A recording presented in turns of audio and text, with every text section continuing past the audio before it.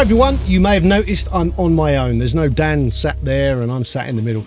This isn't a regular episode of Is It Shit or even of Studio Life. This is just me doing a little review or an overview maybe of the Goly Cross Compressor. I did a small video on my Mixdown Mastering Instagram just before the weekend and I got a really good response. It's one of those bits of gear that people always ask. I'm always getting loads of questions. How does it work? What is it? What's cross compression? Why do you have this thing?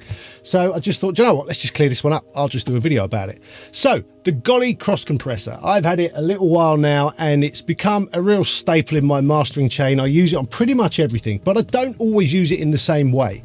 And it's probably the most versatile piece of hardware I own. And I own, you know, a fair chunk of hardware. I use all kinds of different pieces of hardware alongside plugins when I'm mastering and also when I'm mixing. So the Goly Cross Compressor. What is it? How does it work? What does it do? So let's start by saying it's a two-band processor. So when you look at it, you've got the yellow section on the right, which is the high band, and you've got the white section on the left, which is the low band. Now, each of those bands has the same controls. So you have an EQ at the low, where you have what you would always have in an EQ. You have your frequency adjust, you have your Q adjust. It goes from very narrow to very wide. And then you have a gain, just like any other EQ. Now you have the same at the top and the bottom, and they pretty much meet in the middle, so that's perfect for a mastering EQ. It sounds fantastic. It's a really nice sounding EQ.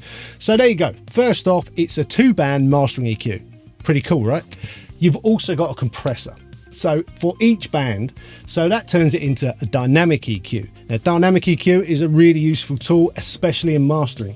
So you've got all the usual things. You have a compression amount control and you have attack and release. Again, very versatile, very quick to pretty slow on both attack and release. You can really do a wide range of compression things with it. There's also a switch that flicks between HR, which I think stands for headroom, and res.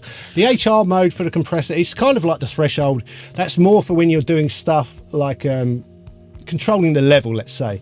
So that's good for mastering. The res is giving it more of the kind of sound that you would use maybe for a drum bus or something like that. Anything with more transients, I would set it to res.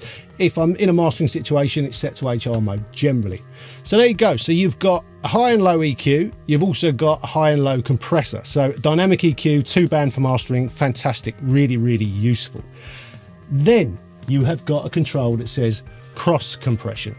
Now, before we go there, I'll also mention there is a side chain, there is a high pass, so that's really, really useful. But a cross compressor, so let's say you've set your low end compression, doing a bit of dynamic EQ, you've set your high end doing the same, you're happy with how things sound. That's one way of using this unit. But when you turn cross compress up, the more you turn it, the more it sends the compression that you've set. Let's say you've started on the low end, you send it to the high end.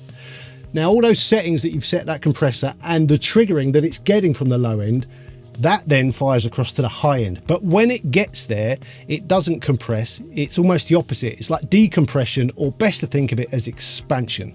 So all of a sudden, that triggered compressor is expanding the top end only. What does that do? Well, that means that every time the low end compresses, the high end, at exactly the same point in time, expands. So you get this effect. It's hard to try and understand what that does, but it really brings things to life. You can do the opposite as well. So the high end, you set that compressor and then you turn up cross compress. It sends those settings over to the low end. And again, when it gets there, it's a decompression expansion sound.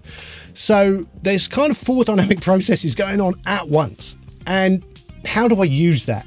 Let's say someone sends me a 2-track master and the rhythm track, the drums and the percussion, is just a little bit buried, or maybe it's a little bit lifeless. It just needs some more transients put in it. It needs more bounce.